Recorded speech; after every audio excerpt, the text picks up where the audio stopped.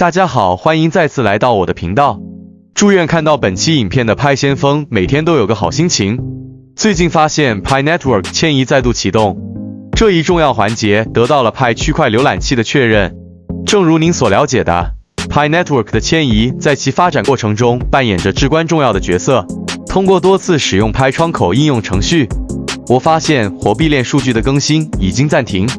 为了应对这一情况，我主动采取了行动，从 Pi 区块浏览器中下载了近期的迁移数据，共涵盖了大约2万行信息，然后将其整理成一个 CSV 文件。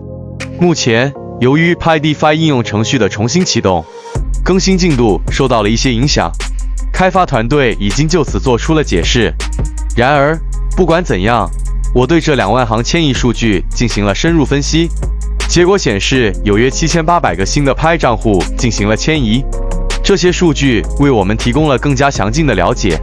在这批数据中，迁移量最低的账户拥有9个 Pi， 而迁移量最高的账户竟然高达惊人的6838个 Pi。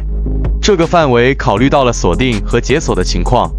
然而，需要注意的是，在分析数以千计的迁移数据时，很少会出现迁移量少于18个 Pi 的情况。通常情况下，要浏览成千上万条记录，才可能找到1-2个迁移量少于18的案例。因此，大部分情况下，一阶迁移的平均值通常超过18个 Pi， 这是一个需要引起关注的观点。此外，根据历史数据，一阶迁移的最大值很少会超过7000个 Pi， 正如您在本次数据中所见。然而，也有历史数据显示，偶尔会出现一阶迁移超过1万个 Pi 的情况。虽然发生这种情况的次数较少，但仍需要大量数据才能找到1-2个案例。显然，只有少数最早参与 Pi 挖矿节点运营的用户，在一开始时就能够获得超过1万个 Pi 的迁移量。这一趋势有望随着 Pi 状态器效用的增加而持续存在，直至效用进一步增强。这是一个可以得出合理解释的观点。此外，这次迁移中的7800个 Pi 的平均迁移量涵盖了锁定和解锁的情况。在迁移量低于500个 Pi 的账户中，占总数的比例约为 67%。在迁移量介于501个到1000个 Pi 之间的账户约占总数的 16%， 以此类推。按照这种方式计算，从拥有超过2008个 Pi 的账户开始，占总数的比例约为 4%。因此，从数据中清晰地看出，拥有超过2008个 Pi 的账户相对较少。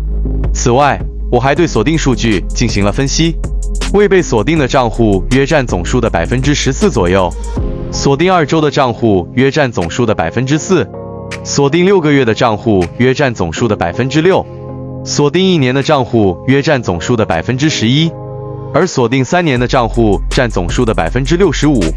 从这些数据可以明显看出，锁定3年的账户数量最多，其次是锁定1年。短期锁定的账户数量较少。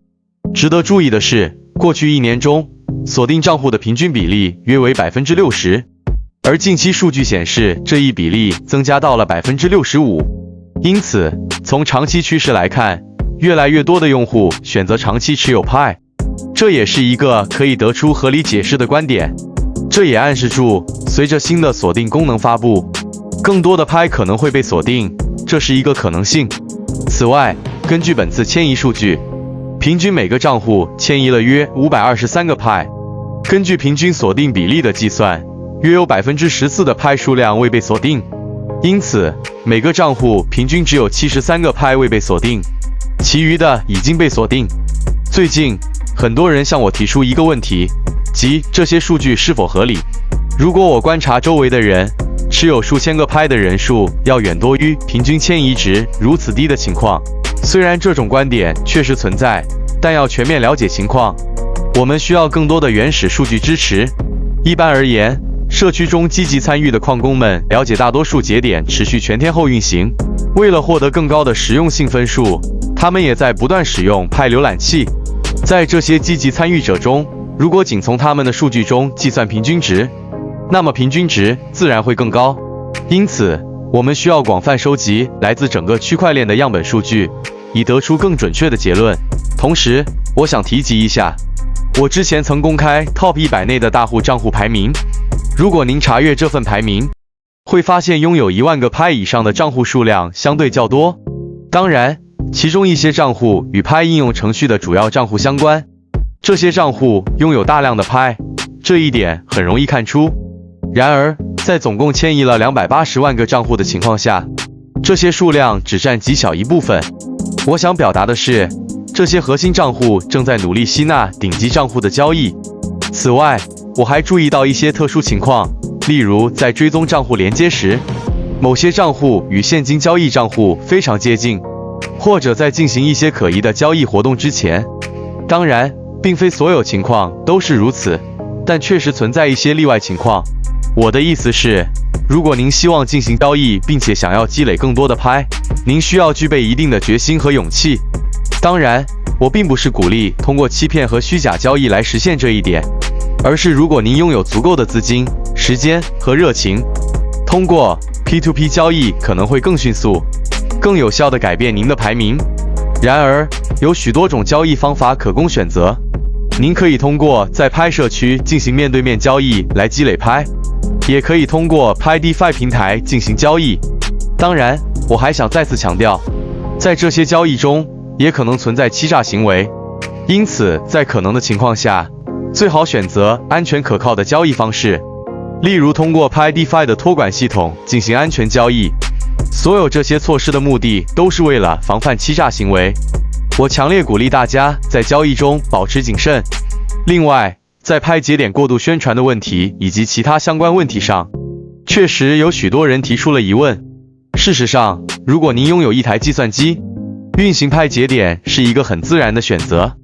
当然，从经济角度来看，如果您有充足的资金，运行节点可能会比不运行更加有利可图。然而，这还涉及到需要投入多少资金，以及需要进行持续监控等问题。因此，根据最近的情况，与其购买计算机，您可能更倾向于采用 P2P 交易的方式。然而，对于这个问题，并没有一个固定的答案，而是需要根据每个人的具体情况来决定。我个人认为 P2P 交易是一个不错的选择。最后，我想再次强调，尽管拍节点可能是一个很好的选择，但并不是每个人都适合这种方式。在做出决策时，您需要充分考虑自己的情况、资金状况以及风险承受能力。总之，本次视频详细介绍了拍网络迁移再度启动的情况，并对迁移比率进行了更新。如果您希望在交易过程中积累更多派，可以考虑采用 P2P 交易方式。同时，我建议大家保持理性，不要轻信虚假消息，在做出决策时多方考虑信息。最后，期待在下一个视频中与大家再次见面。非常感谢您的观看。